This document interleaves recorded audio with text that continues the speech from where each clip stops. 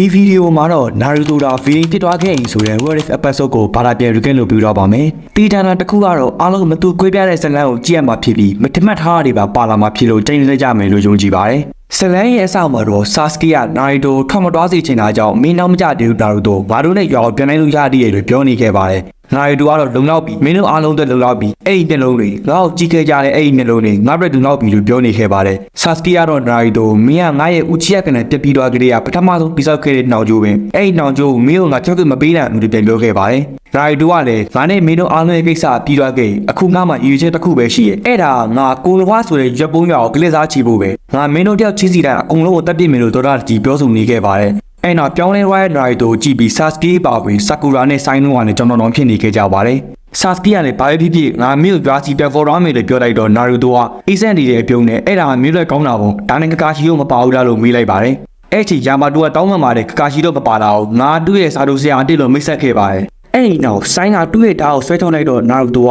ဒါဆိုမင်းကငါရဲ့အစားတို့ပုံဖို့လို့ပြောလိုက်ပါတယ်။ Sai ကလည်းငါကမင်းနဲ့ Sasuke ရဲ့နောက်ကျိုးကောက်ွယ်ရမယ်လို့ပြောလိုက်တော့ Naruto ကမင်းမအခုရှိနေတဲ့ Chakra လို့လေးနဲ့ရတော့ငါရဲ့ portrait ပုံဆွဲဖို့ပဲလုံလောက်တယ်လို့ပြန်ပြောလိုက်ပါတယ်။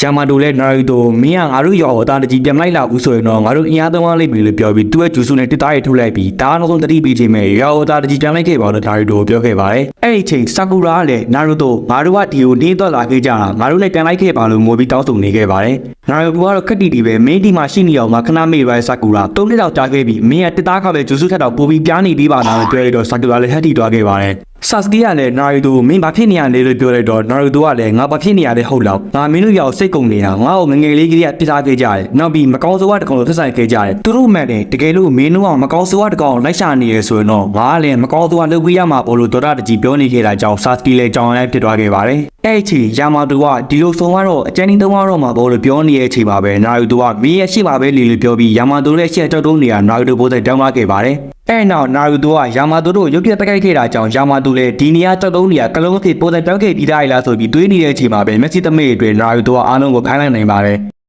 အဲ့နောက် Sasuke နောက်လာခဲ့ပြီးငါတခုစဉ်းစားနေတာမင်းရဲ့ကလန်တစ်ခုလုံးကတယောက်မကျအကုန်တက်ခံလိုက်ရတာမလားအဲ့ဒါဆိုတော့မင်းရဲ့အနေနဲ့ငါ့ကို like fan ရဲ့တာမန်နေကြလေးတယောက်အနေနဲ့အချိန်ဖြုံးနေမယ်ဆိုမင်းရဲ့ကလန်သားတွေအတွက်လက်စားချီဖို့တခုလုပ်တင်တယ်လို့ပြောခဲ့ပါတယ်အဲ့ဒီချိန် Sasuke က Genjutsu ကိုတုံးလိုက်ပြီးအားလုံးဒီဝိုင်း Naruto အခုမင်းကငါ့ရဲ့ Genjutsu ထဲမှာရာဝတာကြီးပြန်လိုက်ခဲ့ရောလို့ပြောခဲ့ပါတယ် Naruto လည်းရင်တည်ခဲ့ပြီးမင်းရဲ့ရေးစရာကောင်းလာပဲလို့ပြောပြီးကိုမိထုတ်လိုက်တော့ Sasuke လည်းတတိရှိမှပြင်လိုက်ရတဲ့ယာကြီးကြောင့်လဲကျသွားခဲ့ပါတယ်အဲ့နောက် Naruto ကမင်းရဲ့အဲ့လိုပေါင်မဂန်းကျုပ်စုလေးတွေကငါ့ပေါ်အလုံးမဖြစ်ဘူးလို့ပြောပြီး Sasuke ကိုဆုံးသက်တော်မဲ့ချင်း Orochimaru ရောက်လာခဲ့ပြီး Naruto ကိုတားလိုက်ပါတယ်။ Orochimaru က Naruto ကိုရက်လိုက်တော့ငါတို့သူတို့ကိုအသက်ရှင်နေရလုံရတယ်။ငါတို့အဲ့ဒီမျက်လုံးတစ်စုံကိုလူတာကိုမင်းဘယ်တော့မှနားလည်မှာမဟုတ်။ Akatsuki